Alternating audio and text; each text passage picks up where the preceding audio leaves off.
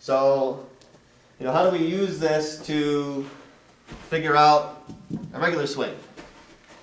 Generally speaking, the driver's swing plane, the vertical swing plane, is going to be around 45 degrees. It's going to be about half of the two examples I did. So what adjustment does this swing plane angle have to the bottom vector on the D-plane based on my angle of attack? Well, we know for sure that if I hit down on it, this is going to definitely point to the right. How much? Well, that's what this chart is going to tell you. It's going to tell you how much. At 45 degrees, for every degree that I swing down, that is going to equal 1 degree to the right of the target. It's a 1-to-1 relationship. If I swing 2 degrees down, that's 2 degrees right. 3 degrees down, 3 degrees right. Obviously, just the opposite way. If I am swinging up on the ball, for 1 degree up, that's 1 degree left. We did this before. A little harder to see the upward ones. They all point left. And as the swing plane gets more and more and more vertical,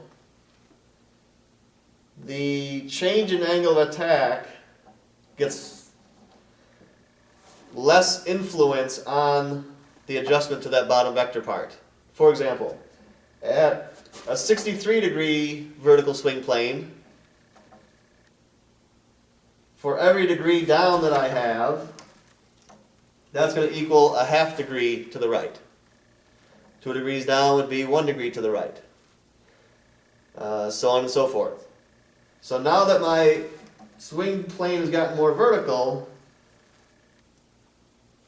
the adjustment that's made is less and less to the right. Obviously, if I had gone all the way to 90, I'd end up with no adjustment. If I had gotten less vertical than 45 degrees, I would have a greater adjustment. So basically what this chart is going to do is going to tell you the answers to all of these number questions. If I swing down 6 degrees with a 48-degree vertical swing plane, what's the adjustment to this bottom vector of the D-plane that I have to take into account? That's what this chart's going to give you. Like I said, you can download it for free. Just head over to my website. I have all the swing planes from 40 to 66, which covers all the clubs, and then angles of attack from 0 to 10. Both the angle of attack and the vertical swing plane go in tenths of a degree to match what TrackMan will measure.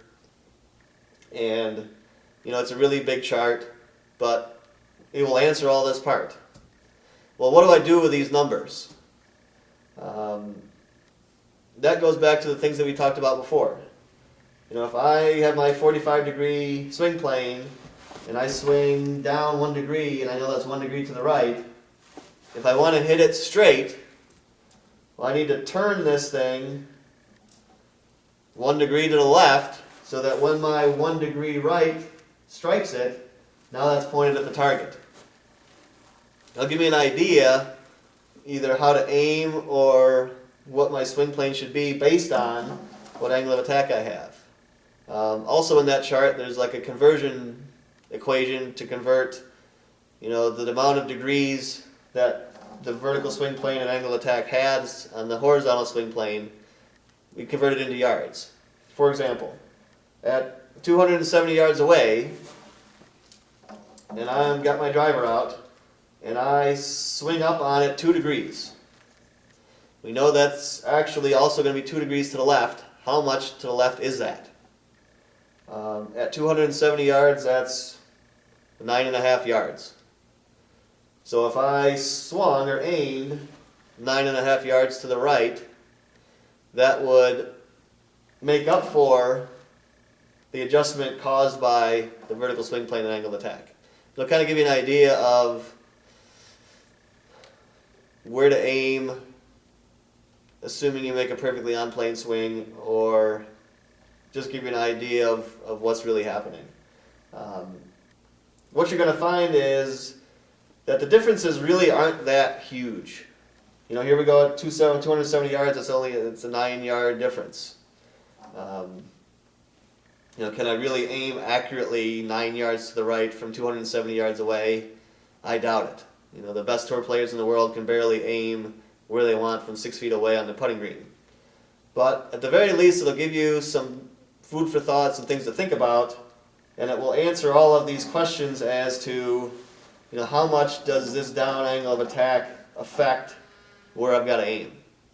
So I hope this helps with the visual part of that chart.